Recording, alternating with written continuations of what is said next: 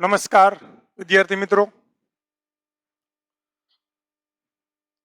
આજે એક નવા સબ્જેક્ટ સાથે ભેગા થયા છીએ. આપણે બધા જને ખ્યાલ છે અને એક વખત ફરીથી કહી દઉં કે ધોરણ 9ની જે વિજ્ઞાનની પાઠ્યપુસ્તક છે એમાં અલગ અલગ ભાગ પાડી અને તમને અભ્યાસક્રમ આપેલો છે. કઈ રીતે? તો પેલા 1 થી 4 પાઠ છે, 1 થી 4 એ રસાયણ વિજ્ઞાન એટલે કે કેમેસ્ટ્રીનો ભાગ છે. 5, 6 અને 7 ચેપ્ટર નંબર 5, 6 અને 7 એ જીવ વિજ્ઞાનનો ભાગ છે એટલે કે બાયોલોજી. 8 થી લઈ અને 12 સુધી એટલે કે 8, 9, 10, 11 અને 12 એમ 5 ચેપ્ટર કે જે ફિઝિક્સનો ભાગ છે. અને ચેપ્ટર નંબર 13, 14 અને 15 એ સામાન્ય વિજ્ઞાન યાની કે જનરલ સાયન્સ એમ પોર્શન કરી અને મૂકેલો છે. આમ કહેવા જાય તો જનરલ સાયન્સ એટલે લગભગ બાયોલોજીને મળતું આવે એવું, પણ જનરલ સાયન્સ ના ભાગમાં 13, 14 અને 15 ચેપ્ટર આપેલા છે.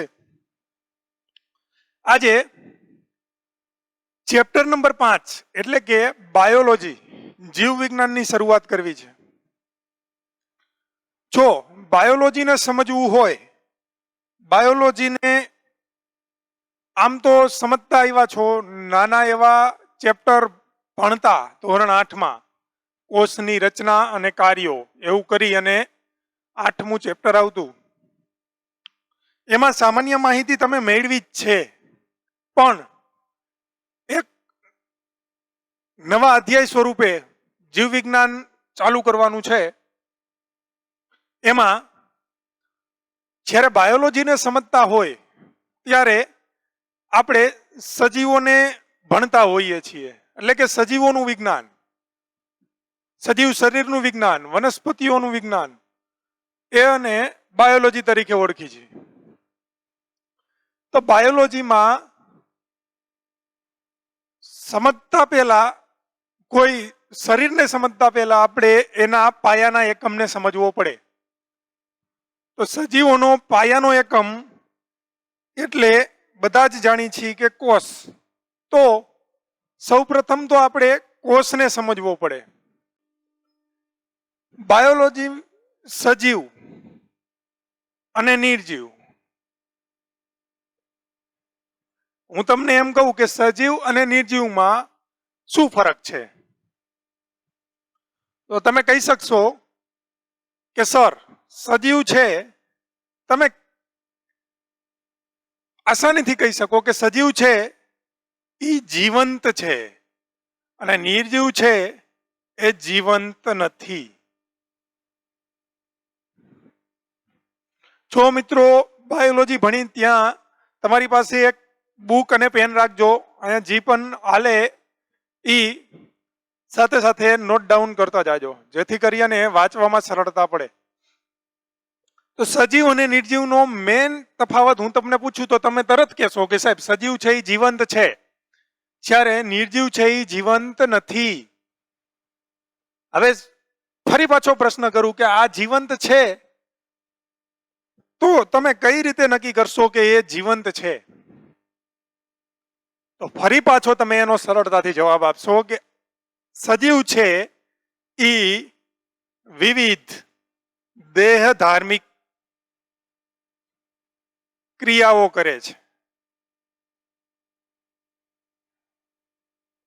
એટલા માટે આપણે કહી શકીએ કે સજીવ છે એ કેવો છે? જીવંત છે. દેહ ધાર્મિક એટલે કે હલન ચલન છે, શ્વાસોશ્વાસ છે, આવી ક્રિયાઓ સજીવોમાં જોવા મળે, જ્યારે નિર્જીવો આવી ક્રિયા કરતા નથી. પથ્થર છે તો નિર્જીવ છે, જમીન છે તો નિર્જીવ છે, કોઈ ટેબલ છે તો નિર્જીવ છે, તો એમાં આવી ક્રિયાઓ જોવા મળતી નથી. કેમ? તો કે સજીવમાં આવી ક્રિયાઓ કરવા માટે જીવંત કોષો આવેલા છે, જ્યારે નિર્જીવમાં કોષો આવેલા નથી, જીવંત કોષો આવેલા નથી. એટલા માટે કહી શકીએ કે આ આવી ક્રિયાઓ કરે. અને એટલા જ માટે આપણે સજીવનો પાયાનો એકમ તરીકે કેને ગણી છીએ? કોષને. જેમ કોઈ મોટી ઇમારત હોય, એના પાયામાં એક ઈંટ હોય, ઈંટ, એ રીતે સજીવ શરીરના પાયામાં કોષ રહેલો છે. આગળ જોતા જાશું અને સમજતા જાશું. મેં તમને આ દ્રષ્ટાંત આપ્યું, જી મોટી બિલ્ડિંગ સાથે ઈંટને સરખાવી તો શું થાય છે? જો ઈંટો ગોઠવાય એકબીજા ઉપર, સિમેન્ટ વડે બંધાય તો એ દિવાલ બનાવે. દિવાલો ભેગી થશે એટલે એક નાનો ઓરડો, રૂમ બનશે. અને નાના ઓરડા એટલે કે ખંડો ભેગા થશે એટલે કાંઈક બંધારણ બનશે, જેને આપણે મકાન અથવા તો બિલ્ડિંગ એવું નામ આપી છે. તો આથી સજીવના પાયાના એકમ કોષની માહિતી. કેમ પાયાનો એકમ કહી છીએ? તો કે આપણે જે દેહ ધાર્મિક ક્રિયા કરી છે એના પાયામાં કોણ રહેલો છે? તો કે કોષ રહેલો છે. કોષો દ્વારા બધી ક્રિયાઓ થાય છે, જેથી જ આપણે જીવંત છીએ. જેથી કરીને કહી શકીએ કે સજીવનો પાયાનો એકમ કોણ છે? કોષ છે. તો આવી માહિતી તમે બધા લઈને આવ્યા છો ધોરણ 8માં. પણ આપણે પુનરાવર્તન કરવી અગત્યની હતી, જેથી કરી અને જોઈ લીધું. હવે કોષની શોધ કેવી રીતે થઈ? કોષ શબ્દ કેવી રીતે આવ્યો? મિત્રો, અગત્યની અને ઇન્ટરેસ્ટિંગ સ્ટોરી છે.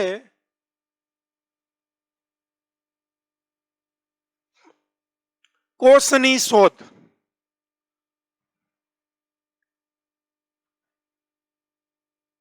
તો કોષની શોધ કેવી રીતે થઈ? ઈસવીસન 1665, ઈસવીસન 1665 એટલે કે લગભગ 17મી સદી. અત્યારે 21મી સદી હાલે છે. આજથી કરી અને 400, 350, પોણા 400 વર્ષ પહેલા જો ત્યારે વિજ્ઞાન આટલું બધું વિકસિત નહોતું, એમ કેવું હોય તો કહી શકાય. એટલે કે આટલા બધા સાધનો નહોતું ધરાવતું, આવી માહિતી નહોતી. અત્યારે તો નવા નવા માઇક્રોસ્કોપ મળ્યા. આપણે આગળ જોશું ઇલેક્ટ્રોન માઇક્રોસ્કોપ પણ મળ્યા, કે જેના લીધે બહુ નાનું હોય તો એને આપણે ઘણું મોટું કરી અને જોઈ શકીએ. પણ ત્યારે આવા કઈ સાધનો નહોતા. તો ત્યારે એક વૈજ્ઞાનિક રોબર્ટ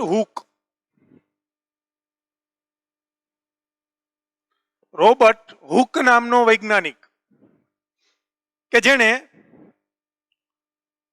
ઓકના વૃક્ષની છાલ, કેનું વૃક્ષ? ઓકનું વૃક્ષ.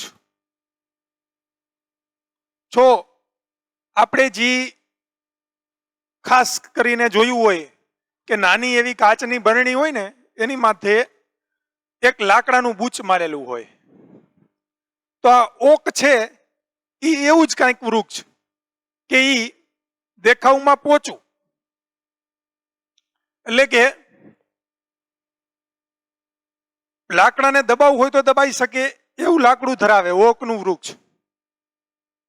જેથી કરી અને એનો ઉપયોગ કેમાં થતો હતો? કે બૂચ મારવા માટે થતો. આમ કાચની બોટલ હોય એની માથે લાકડું મૂકી અને થોડુંક દબાણ આપવામાં આવે, જેથી કરી અને બૂચ બરાબર ફિટ થઈ જતું. તો એ ઓકના વૃક્ષની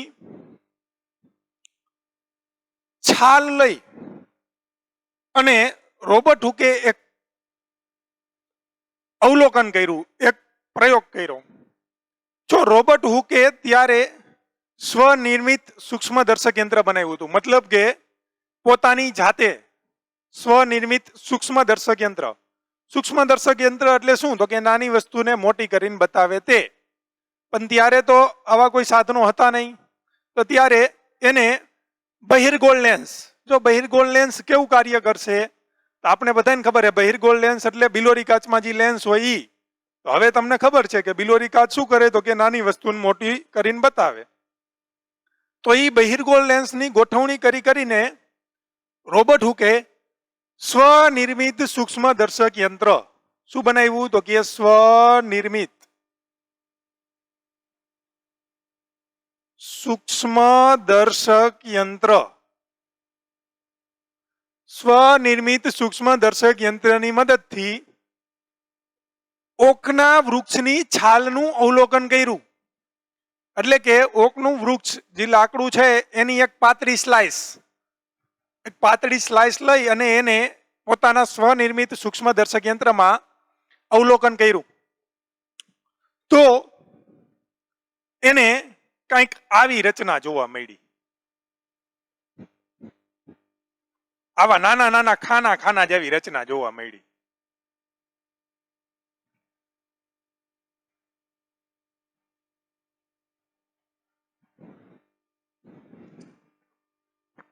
હવે આ નાના નાના ખાના છે એને લેટિન ભાષામાં સેલ્યુલા, અને એના પરથી શબ્દ આવ્યો સેલ. અને સેલ નો અર્થ થાય કોષ.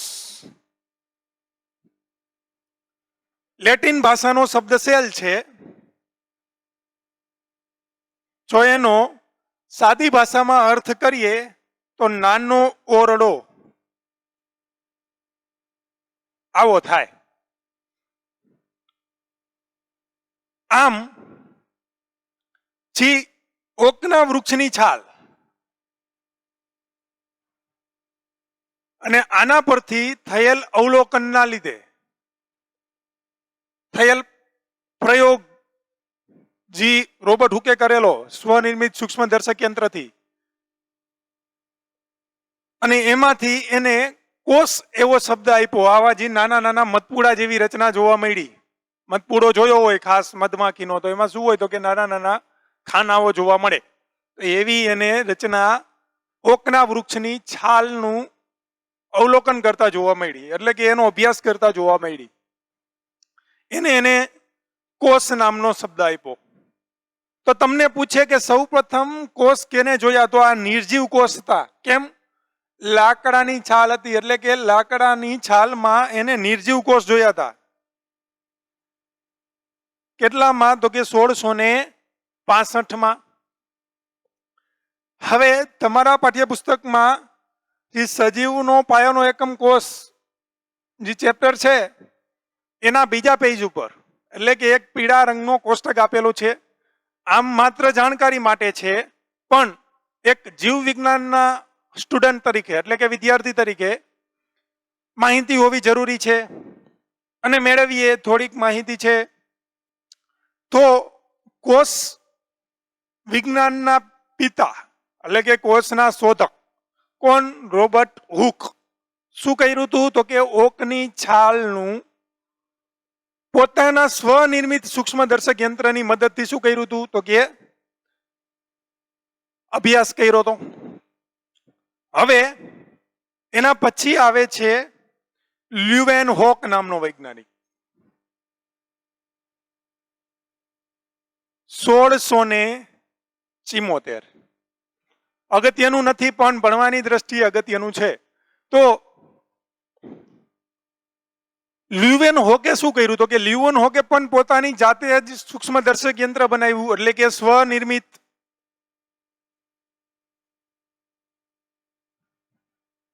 સૂક્ષ્મદર્શક યંત્ર, સ્વનિર્મિત સૂક્ષ્મદર્શક યંત્ર બનાવ્યું. પણ કેવું બનાવ્યું? તો કે જે રોબર્ટ હુકે બનાવ્યું હતું એના કરતા વધુ આવર્ધન શક્તિ વાળું. એટલે કે રોબર્ટ હુકે બનાવેલ સૂક્ષ્મદર્શક યંત્ર કરતા વધારે મોટું દેખાય એવું. વધુ આવર્ધન હોય એવું. અને લ્યુવેન હોકે શું જોયું તો કે લ્યુવેન હોકે સૌ પ્રથમ જીવંત કોષો જોયા. સૌ પ્રથમ જીવંત કોષો. લ્યુવેન હોકે જે ગટરનું પાણી હોય, ખાબોચિયાનું પાણી, એ પાણીને લઈ અને પોતાના માઇક્રોસ્કોપની મદદથી સૌ પ્રથમ જીવંત કોષોમાં એને કેના કોષો જોયા તો કે બેક્ટેરિયા, પ્રજીવ, એના સિવાય રક્ત કોષો જોયા, શુક્રકોષો જોયા. આ બધા કોષોનો અભ્યાસ કેને કર્યો તો કે લ્યુવેન હોકે. એને પણ પોતાની જાતે જ માઇક્રોસ્કોપ બનાવેલું હતું, પણ રોબર્ટ હુક કરતા કેવું હતું તો કે વધુ આવર્ધન શક્તિ વાળું, એટલે કે એના કરતા વધારે મોટું જોઈ શકાય તેવું. તો લ્યુવેન હોકે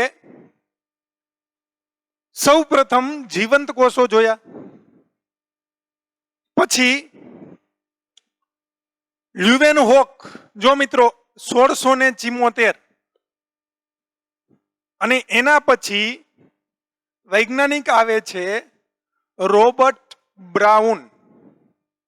રોબર્ટ બ્રાઉન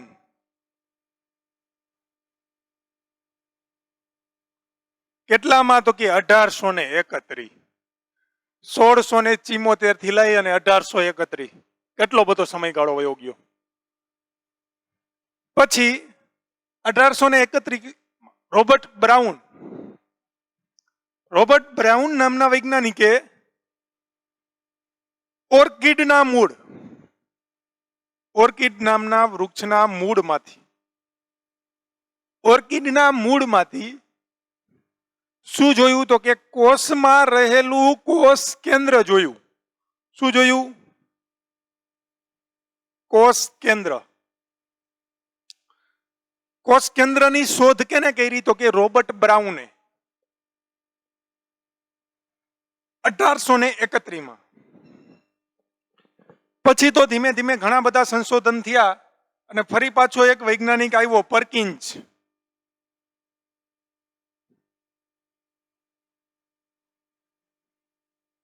અને પર્કિન્સ નામના વૈજ્ઞાનિકે સૌ પ્રથમ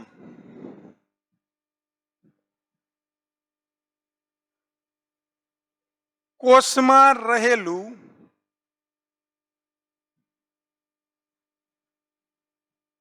જીવંત પ્રવાહી, કોષમાં રહેલું જીવંત પ્રવાહી જોયું, જેને કોષ રસ એટલે કે ત્યારે જીવ રસ એવો શબ્દ આપ્યો હતો. પ્રોટોપ્લાઝમ આવો શબ્દ જીવરસ, કોષરસ નું સૌ પ્રથમ અવલોકન કેને કર્યું? પર્કિન્સે. ક્યારે તો કે 1839, રોબર્ટ બ્રાઉનની શોધ પછીના 8 વર્ષ પછી. હવે જો કોષનો તો અભ્યાસ કરવાના જ છીએ આપણે આ ચેપ્ટરમાં, પણ કોષ કેન્દ્ર, કોષ રસ, કોષ દિવાલ જેવી કોષમાં રહેલી વિવિધ અંગિકાનો પણ અભ્યાસ કરવાના છીએ. આ તમને કોષની શોધોનો ખ્યાલ આવે કે ક્યાં સુધી આપણે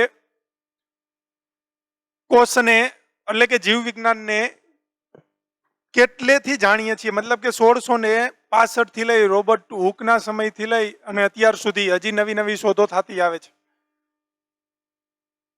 તે પછી તો 1939 એટલે કે હમણાં જ 1939 ઇલેક્ટ્રોન માઇક્રોસ્કોપની શોધ થઈ.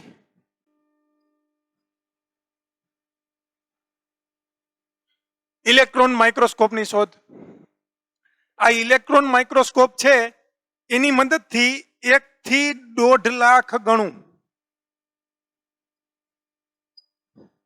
આવર્ધન શક્તિ ઇલેક્ટ્રોન માઇક્રોસ્કોપનું આવર્ધન શક્તિ કેટલી છે? તો કે 1 થી 1.5 લાખ ગણી. એટલે કે જે વસ્તુ હશે એને 1 થી લઈ અને 1.5 લાખ ગણી મોટી કરીને બતાવશે.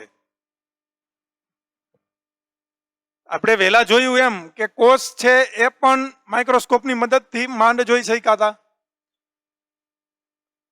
પણ જો એને ઇલેક્ટ્રોન માઇક્રોસ્કોપ એટલે કે ઇલેક્ટ્રોનની મદદથી ચાલતું માઇક્રોસ્કોપ, આંખથી નહીં જોવાનું, સીધું જ કેમાં? તો કે સ્ક્રીન ઉપર દેખાય. એની આવર્તન શક્તિ કેટલી છે? તો કે 1 થી લઈ અને 1.5 લાખ ગણી. આ માઇક્રોસ્કોપની મદદથી તો આપણે કોષની અંદર પણ વિવિધ અંગિકા રહેલી છે જેનો ખ્યાલ મેળવ્યો, અને એ અંગિકાનો અભ્યાસ પણ આપણે આ ચેપ્ટરમાં કરવાના છીએ. તો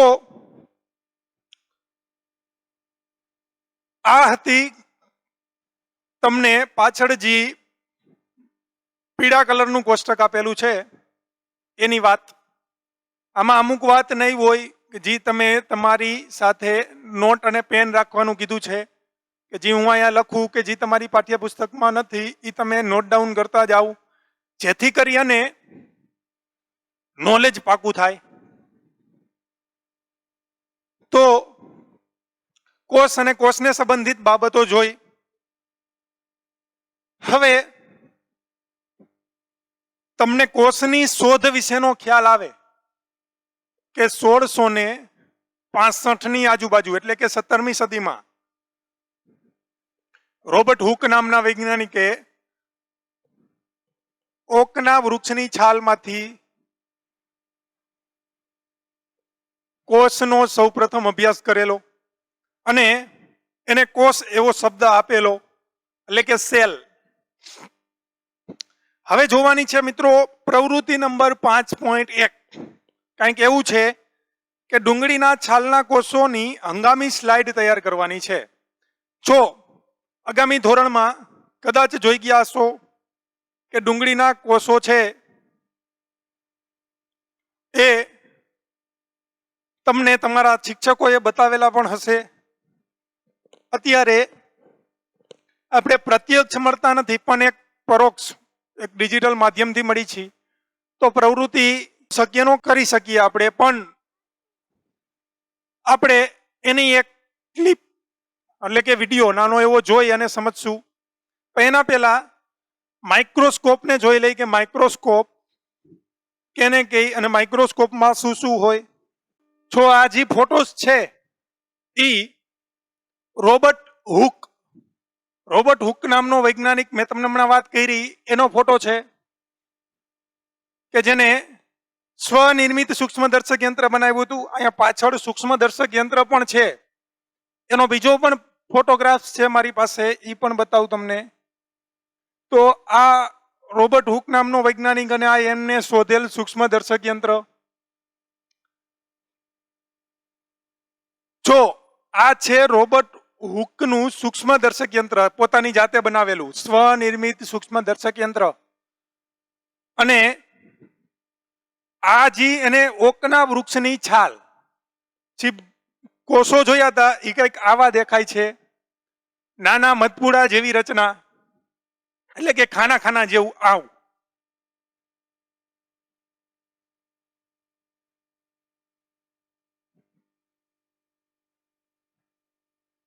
આવા કંઈક એમને કોષો જોવા મળ્યા હતા, જેને એને કોષ એવું કહીને ઓળખાવ્યા હતા કે સેલ. જે સૂક્ષ્મદર્શક યંત્ર છે એની થોડીક માહિતી મેળવીએ. સૂક્ષ્મદર્શક યંત્ર કંઈક સાદું સૂક્ષ્મદર્શક યંત્ર તમને અહીંયા બતાવેલું છે. તો એનો જે આ ભાગ છે આને કહેવાય નેત્રકાચ, એટલે કે જે આપણી આંખથી જોઈએ છીએ એ નેત્રકાચ. આ છે એ મુખ્ય નળી છે.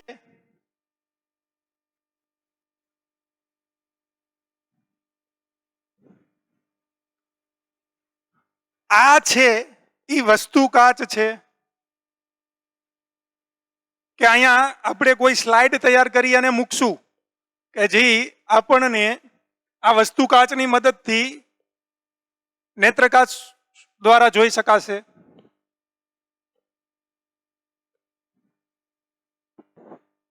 આને પકડવા માટે હાથો, અહીંયા જો તમને એક આ અને એક આ એમ બે સ્ક્રૂ દેખાય છે, તો આ શેના માટેનો છે? તો કે આ સ્થૂળ સ્થાનાંતર માટેનો સ્ક્રૂ,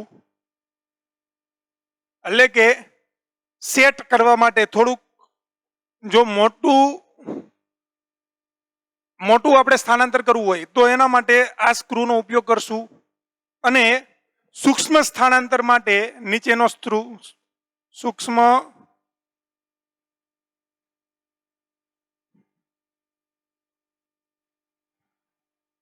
સ્થાનાંતર માટેનો સ્ક્રૂ.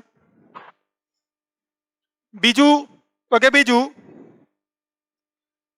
આ તો બધા જાણો છો કે પાયો હોય નીચે. આ શું છે? તો કે આરીસો શું કરશે? તો કે જી સ્લાઇડ ઉપર પ્રકાશ પાડશે, સાઈડ ઉપર પ્રકાશ પાડશે. જો આ ક્લિપ છે, આ બે તમને દેખાય છે, એ શું છે? તો કે ક્લિપ. જી શું કરશે? તો કે જી સ્લાઇડને પકડવાનું કામ કરશે, એટલે કે સ્લાઇડ ખસી ન જાય એનું ધ્યાન રાખશે, પકડી રાખશે. સ્ટેજ છે એ બધી દર્શાવવાની જરૂર નથી, પણ અહીંયા જો તમને આ જે ભાગ દેખાય છે એને કહેવાય કનિનિકા. જી શું કરશે? તો કે જી આ અરીસા દ્વારા પ્રકાશ આવશે તો એને નિયંત્રિત કરશે, જેના લીધે આપણે સ્પષ્ટ અવલોકન લઈ શકીએ. તો એ કનિનિકા છે. આ હતી સંયુક્ત માઇક્રોસ્કોપની વાત, એટલે કે સાદું સૂક્ષ્મદર્શક યંત્ર. અમુક માહિતી તમારે હોવી જોઈએ કે જી અહીંયા મેં તમને દર્શાવી દીધેલી છે. નેત્ર કાચ, આંખેથી જોઈએ છીએ એ કાચ, એટલે કે આંખની નજીક રહેલો કાચ. વસ્તુ કાચ, વસ્તુની નજીક રહેલો કાચ. અહીંયા આપણે સ્લાઇડ મૂકીએ છીએ ક્લિપની વચ્ચે, જેથી કરી અને ખસી ન જાય, અને વસ્તુ કાચની મદદથી જોઈએ છીએ. તો આ હતી સાદા સૂક્ષ્મદર્શક યંત્રની માહિતી.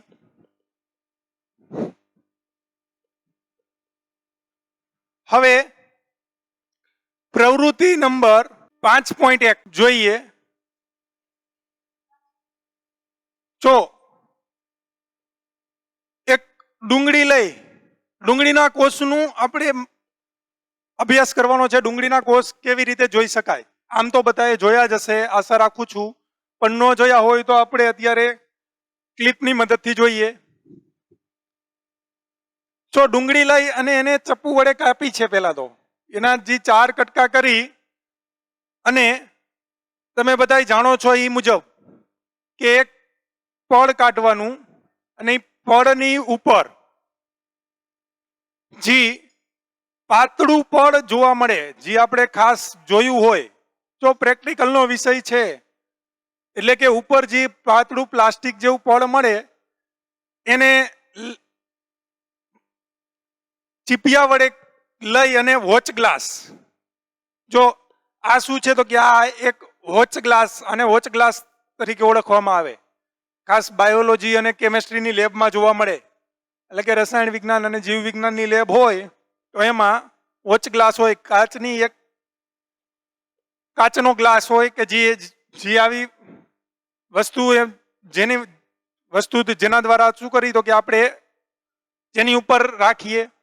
તો જો વોચ ગ્લાસ, અને વોચ ગ્લાસમાં શું કર્યું? તો કે ડુંગળીનું એક પડ કાઢી અને મૂક્યું.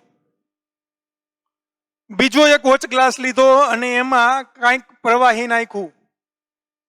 જે શું છે? તો કે જે છે સેફ્રેનિન. સેફ્રેનિન એક અભિરંજક છે.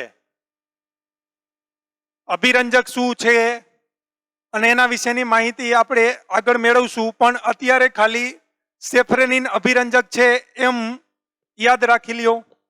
તો આ અભિરંજક તરીકે સેફ્રેનિનને એક બીજા વોચ ગ્લાસમાં લીધું, અને પછી શું કરે છે?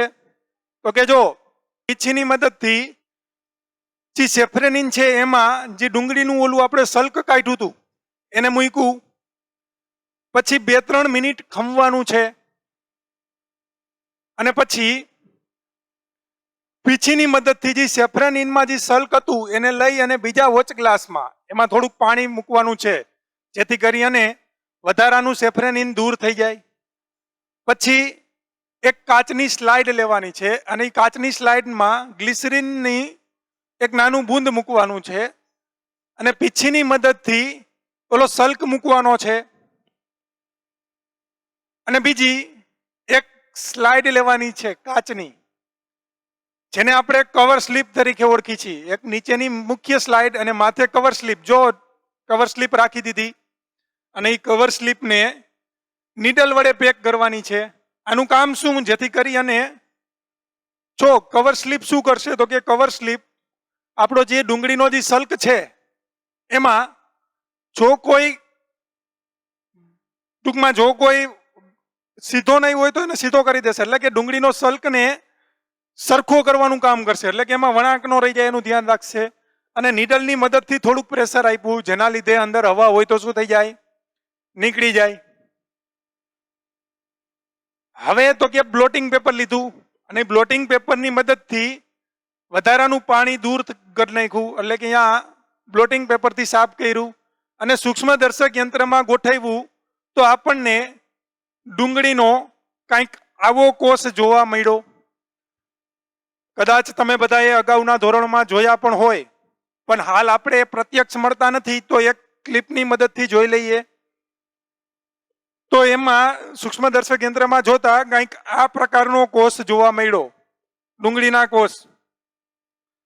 હવે આમ જોવો તો જો એક કોષ 2, 3, 4, 5, 6 એમ અલગ અલગ કોષો છે, ઈ આમ ઈંટોની જેમ ગોઠવાયેલા છે.